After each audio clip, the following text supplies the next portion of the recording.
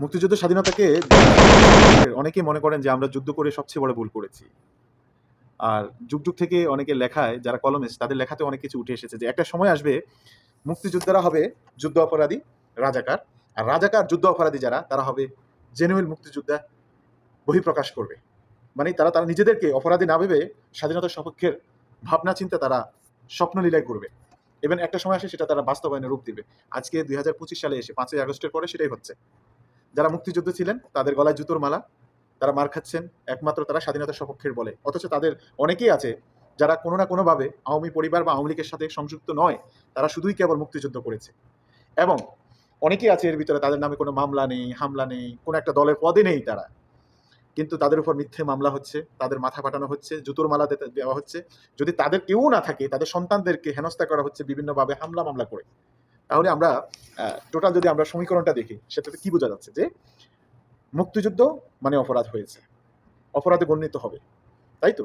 আর রাজাকার প্রমাণিত যুদ্ধ অপরাধী, তারা জেলখানা থেকে মুক্তি, আর যারা বাইরে ছিল আগে তারা তো আরো বেশি উঠছে আকাশে।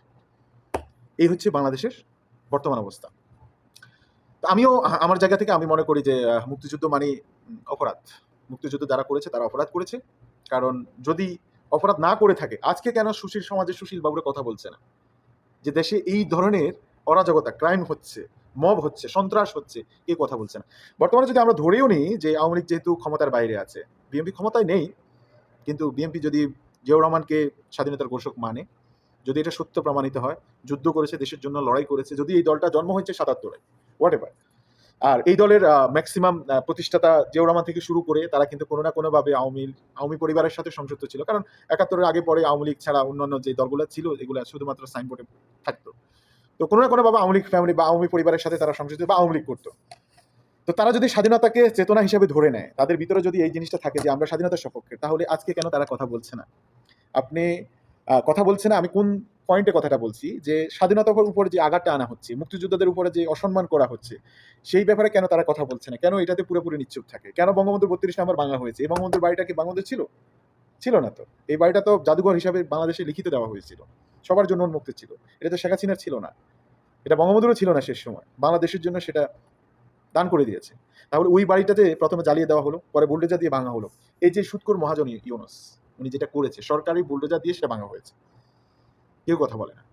তাহলে বিএনপি যদি স্বাধীনতা সপক্ষের হয়ে থাকে, তারা কেন এগুলো প্রতিবাদ করে না? যে আমরা যাকে আমরা আইডল মানি, আমরা জিয়াউর রহমান একজন বীর মুক্তিযোদ্ধা, বীর খেতাব পাওয়া ব্যক্তি, সেই ব্যক্তি যদি স্বাধীনতার পক্ষের হয়, তাহলে স্বাধীনতার যে ভাস্কর্যগুলো আছে সেগুলোর উপর কেন আঘাত আনা হচ্ছে? কেন মুক্তিযুদ্ধের উপর এত অপমান করা হচ্ছে? এগুলো নিয়ে তাদের কোনো প্রতিবাদ নেই কেন? তার মানে তারা কি বোঝাতে চাচ্ছে যে আমরাও জামাত শিবিরের মতো স্বাধীনতার বিপক্ষে, বা ৫৪ বছর পরে এসেও আমরা এখনো স্বীকার করি না অনেকে। হ্যাঁ, বিএনপির মধ্যে এমনও আছে, আমি যদি ভুল না করে থাকি, স্বাধীনতা বিশ্বাস করে না কিন্তু তারা বিএনপি করে। অথচ তাদের যে নায়ক, যে হিরো, যে আইডল, যে মানতো তারা জিয়াউর রহমানকে, উনি কিন্তু মুক্তিযোদ্ধা প্রমাণিত। তো যাই হোক, আমি বেশি কিছু বলবো না, শুধু এতটুকুই বলবো, দেশের জায়গায় নেই। আপনি যদি আপনার মা বাবাকে অস্বীকার করেন, আপনি যদি আপনার হিস্টোরিকে ভুলে যেতে চান, নেভার এভার আপনি গ্রো করতে পারবেন না, যেটা বাংলাদেশের এখন হচ্ছে। যারা ইতিহাস মুছে ফেলতে চায়, ইতিহাস কখনো মোছা যায় না রে ভাই। ইতিহাস নিজের মতো করে বিচরণ করে আবার ফিরে আসে, খুবই ভয়ঙ্কর হয় তখন। যারা বলে যে আমরা ২৪-এর মুক্তিযোদ্ধা, আমরা ২৪-এর হ্যান করেঙ্গা, ত্যান করেঙ্গা, এই করেছি সেই করেছি, বিশ্বাস করেন আপনারা, বিশ্বাস করেন, আমি ভবিষ্যৎবাণী করে যাচ্ছি, এদের আপনার কল্পনাকে হার মানাবে, এদের মৃত্যু অনিবার্য হবে একটা সময়। কখনো গ্রো করা যায় না। থ্যাংক ইউ সবাই। জয় বাংলা। স্বাধীনতা, মুক্তিযুদ্ধ, যারা এদের স্বাধীন করেছে, যারা মুক্তিযুদ্ধে, যারা স্বাধীনতা সপক্ষে, আজকে রীতিমতো তাদের উপর অত্যাচার সেটা তো বহাল আছে, বহাল তবিয়ত বিগত ৫ই আগস্টের পর থেকে। দুঃখজনক হলে এটা সত্য, আসলে মুক্তিযোদ্ধার গলায় জুতার মালা, আর রাজাকার ফাঁসির কষ্টের আসামি রাস্তায় নির্বিধায় ঘুরে বেড়াচ্ছে, উল্লাস করছে।